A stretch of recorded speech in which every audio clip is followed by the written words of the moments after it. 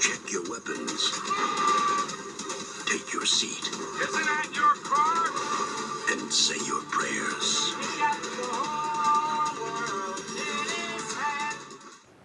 Hello everybody, welcome back to Screenstars and welcome to my review for the 1997 classic Nicolas Cage film Con Air. The film is directed by Simon West and stars, of course, Nicolas Cage as Cameron Poe. We have John Cusack, John Malkovich, Colm Meaney, we have Ving Rhames, Dave Chappelle, Steve Buscemi and Danny Trejo. Now the film focuses on Nicolas Cage's character, Cameron Poe, who we learn at the beginning of the film is a ranger. He's just returned back home from a tour of duty. He meets up with his wife in a bar and he gets attacked by three local hoodlums, and during the drunken brawl he kills one of them. For this act he is sentenced to a number of years in prison. He is then, upon his release from prison, he is given a ride on a transport, an aeroplane. And this aeroplane is transporting some of the most violent prisoners across country to a new and improved prison. So essentially, he is hitching a ride home, Nicolas Cage.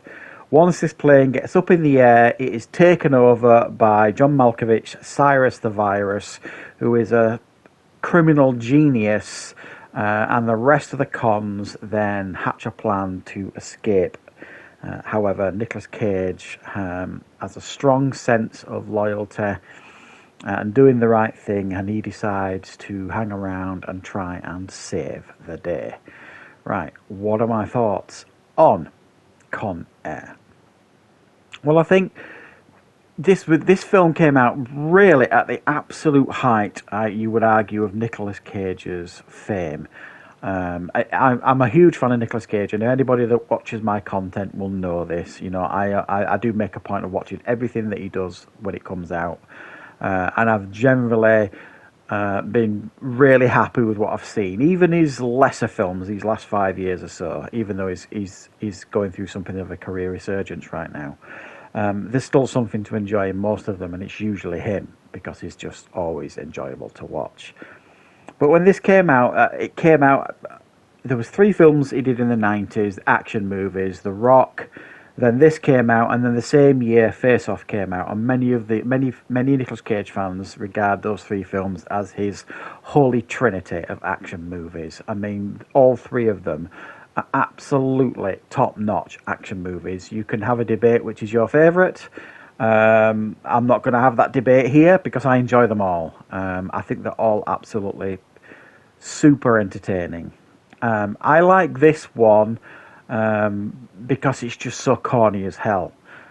It doesn't take itself too seriously, and it's chock full of scene-stealing moments by everybody, really. Now, obviously, you've got Nicolas Cage playing this very heroic character, Cameron Poe, with his southern accent, his long, flowing hair, and he got in great shape for the role. And he absolutely owns the screen, and you absolutely believe him as the action star here. And he does a great job. But he's got so many other characters in this film that are just as compelling to watch, if not more so. Number 1, you've got John Malkovich as Cyrus the Virus. Now, we know what a great actor John Malkovich is. After he did In the Line of Fire with Clint Eastwood, he was high demand actor for villainous roles. And even though he admitted during the promotional interviews for this film, and he would probably admit it now, he only did this film for the money, and he found quite a lot of it frustrating because they were like doing rewrites all the time. He's brilliant in this film. His one-liners and some of the things he comes out with are just absolutely precious. Very quotable stuff. And he's a great villain in this film. But he's also got people like Ving Rhames as Diamond Dog, who's kind of the second in command here, who is very enjoyable to watch too. I mean, there's so many characters on that plane that are compelling, fun, and interesting to watch for various different reasons. When the scenes leave Nicolas Cage and go to another character, you don't mind because they're all so watchable. you love the fact that Nicolas Cage's Cameron Poe he's got this real sense of honor about him, in a sense of, there's a female security guard, prison guard on this plane that he fears for if he doesn't, step in and try and save her and everyone else. And rightly so, because Danny Trejo's character is a real vicious character called Johnny 23, who the 23 stands for the amount of women he's raped. So he ain't going to stand for that, Cameron Poe, which I like. And then obviously you've got his friend, Baby Odell, who catches the plane with him, who's got diabetes and he needs his medicine. So he's got all these compelling reasons to keep him on this plane. But he's also got a massive compelling reason to get off the plane and stay alive, because he is meeting his wife, who he loves very, very dearly, and seeing his daughter for the first time after all these years in prison. And he's desperate to actually get and meet them. So you've got all this going on, and then you've got John Cusack's character, who plays Agent Vince Larkin, who he's kind of responsible for this plane, Con Air, out up in the sky. So he's desperately trying to put together a plan on the ground to try and figure out how he's going to stop it. And he's the one that figures out that, in actual fact, Cameron Poe, he actually might be an ally because he's not got off the plane. And he plays a really good part as well. Very, very interesting to watch. He's a different twist, and he's almost like a hippie approach to playing a cop. He's actually very nicely played by John Cusack. And again, interestingly, he only did it for the money, and he wasn't a fan of this film at all. He, at that time in his career, was only really interested in doing like independent films and, very quite arty films, all that kind of stuff. So by doing an occasional film like this, in his mind, it offered him the luxury of doing these indie darling films. Every now and again, when he churns one of these films out, he sees these films as beneath him, or he certainly did at the time anyway, but he still gives a really top-notch performance, and he's very, very enjoyable to watch. The action is really on point.